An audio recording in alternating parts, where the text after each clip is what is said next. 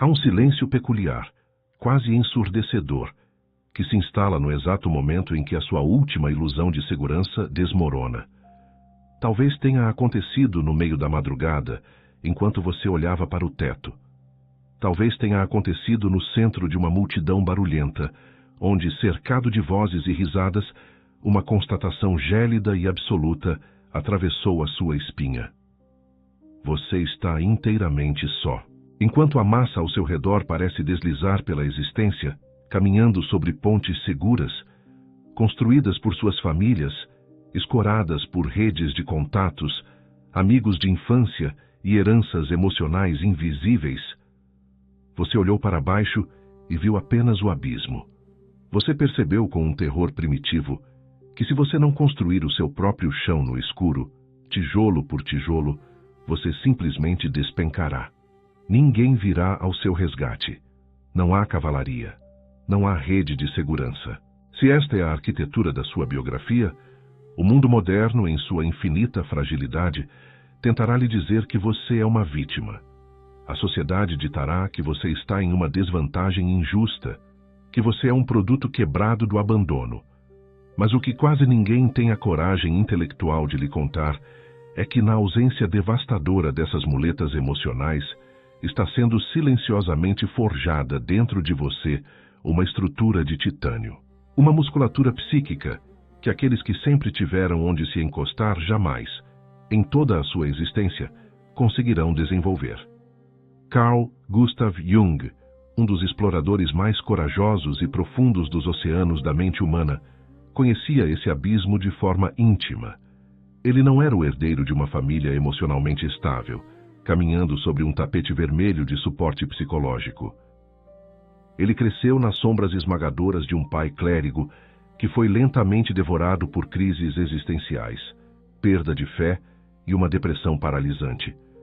Sua mãe era um pêndulo fraturado, afetuosa e presente sob a luz do sol, mas dona de uma segunda personalidade obscura, mística e aterrorizante, quando a noite caía na Suíça rural do século XIX. Ainda menino, observando os adultos ao seu redor desmoronarem, Jung compreendeu uma verdade que muitos levam 70 anos para aceitar. O mundo externo é um teatro frágil e não confiável. Ele percebeu que, para não enlouquecer junto com eles, precisava resolver o enigma da sua própria existência de forma isolada. Em sua obra autobiográfica, ele relatou como esse isolamento precoce não o destruiu. Pelo contrário, a solidão o empurrou violentamente para baixo, para dentro, forçando-o a estabelecer um diálogo vitalício com o seu próprio inconsciente. A solidão o engoliu, sim, mas ele aprendeu a enxergar no escuro. Durante décadas vasculhando a alma humana em sua prática clínica, Jung notou um padrão que perturba a narrativa do senso comum.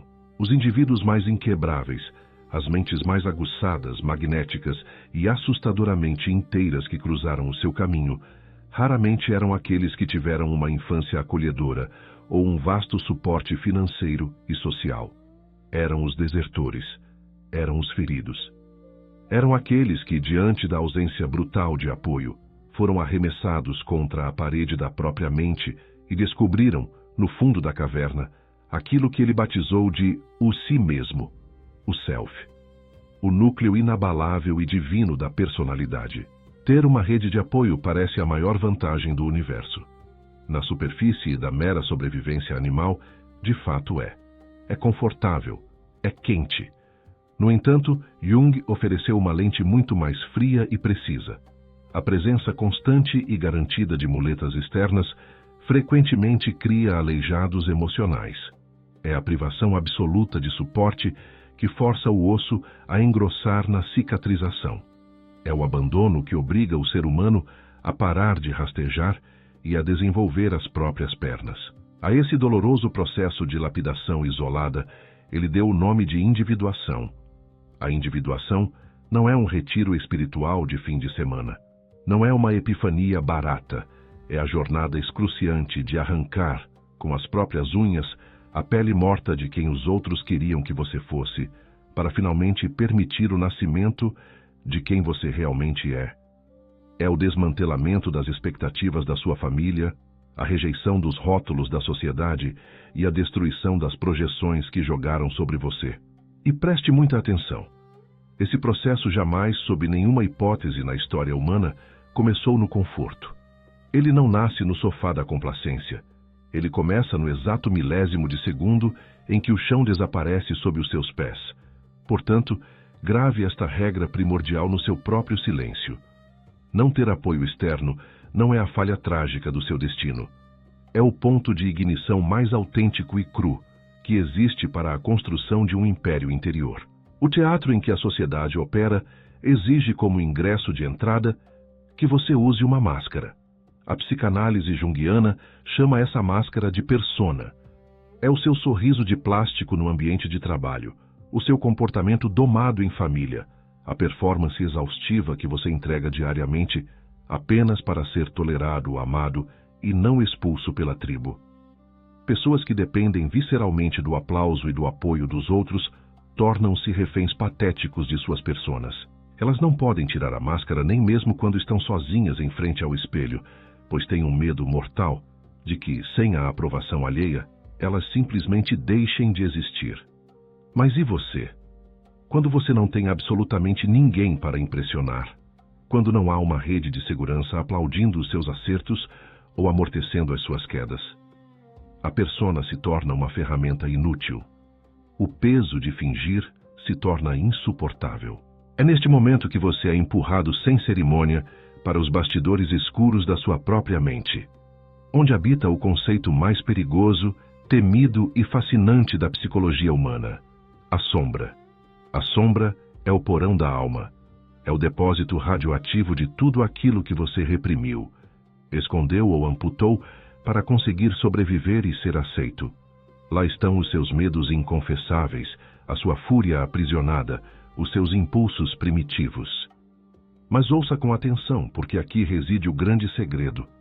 Na sombra não habita apenas a escuridão. Lá também estão enterrados os seus talentos mais brilhantes e selvagens. Aquela ousadia, aquela inteligência cortante ou aquela veia artística que os seus professores disseram que era inútil ou que a sua família disse que não dava dinheiro. O seu ouro está guardado junto com os seus demônios. Jung alertou que quem viveu uma vida de negligência, rejeição ou dor constante possui uma sombra infinitamente mais pesada, densa e carregada de material do que a pessoa comum. E a genialidade da mente forte é entender que a sombra não foi feita para ser destruída. Ela não pode ser morta. Ela deve ser assimilada. O indivíduo que tem a audácia de descer as escadas da própria mente, com uma tocha na mão, olhar nos olhos dos seus próprios monstros, dar-lhes um nome e integrar essa força selvagem à sua vida consciente, torna-se dono de uma energia magnética e indestrutível. Uma energia que a massa domesticada lá fora sequer consegue compreender, muito menos enfrentar. A dor que você recusa a observar de frente, aquela que você afoga em distrações e vícios, transforma-se em um ciclo patético de repetição. Ela te faz escolher os mesmos parceiros tóxicos, cometer os mesmos erros financeiros, cair nos mesmos abismos. Mas a dor que é dissecada, a dor que é observada sob a luz fria, impiedosa e estoica da consciência, essa se transmuta em combustível puro. Você não precisa adotar um perdão romântico e irreal pelo que te fizeram. Você não precisa fingir que as facadas não sangraram. Você só precisa olhar para o tecido das suas cicatrizes e mapear milimetricamente que tipo de armadura impenetrável elas forjaram em volta do seu peito. O mapa deixado por Jung para aqueles que caminham no deserto sem a bússola do apoio alheio exige que você tome 3 atitudes irreversíveis. A primeira: pare de cobrar o universo. Pare de exigir que o mundo pague uma dívida que ele não reconhece. Quando somos privados de fundações sólidas na origem, passamos a vida adulta como mendigos emocionais, tentando forçar parceiros, chefes, amigos ou o próprio Estado a desempenharem o papel dos pais que falharam. Isso gera apenas dependência, humilhação e um vazio inesgotável. Retome essa energia. O que quer que você precise de verdade, a fonte já está dentro de você, ou não está em lugar nenhum do universo material. Assuma o trono da sua própria mente. A segunda atitude: identifique as suas armas cegas. A sobrevivência solitária geralmente nos obriga a hipertrofiar uma única habilidade de defesa. Talvez você tenha desenvolvido um intelecto afiado e glacial como um bisturi, usando a lógica para não sentir a dor. Mas ao fazer isso, você atrofiou a sua intuição, ou o seu sentimento de conexão humana. Reconhecer onde a sua armadura o deixou duro e rígido demais é o que separa um mero sobrevivente assustado de um verdadeiro mestre de si mesmo. E a terceira e mais grandiosa atitude: você precisa forjar a sua própria mitologia. Quando você é a figura abandonada do tabuleiro, a sociedade, em sua crueldade passiva, rapidamente escreve um roteiro medíocre para você. O papel da eterna vítima, o azarado, o renegado que não tem conserto, o fracassado por estatística. Não aceite o roteiro barato deles. Queime-o. Reescreva a mitologia que dá sentido à sua respiração. Não com mentiras delirantes ou com um otimismo tóxico de plástico, mas com a precisão implacável de um alquimista que entende que o fogo da provação não desceu do céu para te queimar. Ele desceu para te purificar de tudo o que era fraco. Jung formulou uma premissa que esmaga as ilusões do mundo moderno. O sofrimento cego, evitado e inconsciente apenas apodrece e destrói o homem. Mas o sofrimento que é olhado de frente, aquele que se torna consciente, ele transmuta. A única métrica que dita se uma provação vai aniquilar você ou evoluir você é a sua capacidade de manter os olhos abertos enquanto encara o abismo. O veredito de Jung continua ecoando pelas paredes do tempo e deve ressoar na sua mente a partir desta noite. A vida não vivida é uma doença da qual se pode morrer.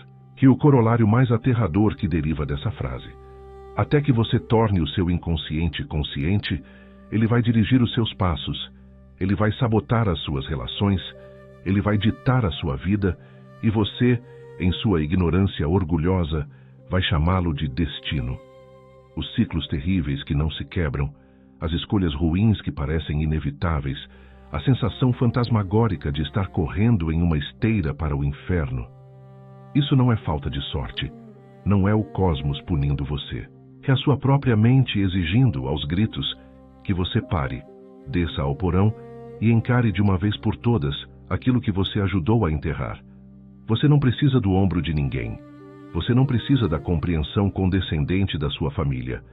Você não precisa do aplauso inútil de quem não conhece as suas noites em claro. Você só precisa suportar o peso do seu próprio reflexo. Se a voz que habitou essas palavras encontrou ressonância nos corredores da sua mente, se você finalmente compreende que o conforto é o túmulo do intelecto e que a ausência de apoio foi o maior presente que a dor te deu, então você não é mais um turista de passagem pela internet. Você pertence a este espaço. Inscreva-se no canal Silêncio. Tranque a porta. Apague as luzes. E junte-se à minoria que prefere a verdade que corta a mentira que abraça. E para você, que decidiu que não vai mais desviar os olhos do próprio espelho, eu deixo um mapa para as terras hostis. O livro Memórias, Sonhos e Reflexões, a obra final e autobiográfica, onde Carl Jung relata, com a frieza de um cientista e a alma de um poeta, como ele desceu aos próprios infernos da solidão e retornou com o ouro nas mãos. Isso não é literatura fácil de autoajuda. É o diário de guerra de uma mente colossal, operando no isolamento. O link direto, oficial e seguro para você adquirir o livro e apoiar o canal está fixado no topo da descrição. Leia no seu próprio ritmo, leia no seu próprio silêncio. E quando você tiver destrancado as portas de ferro do seu próprio porão existencial, desça até os comentários e deixe lá, gravado, aquilo que você encontrou quando as luzes se apagaram. Lá fora, a multidão faz barulho. Aqui dentro, nós escolhemos o pensamento. Até o próximo mergulho.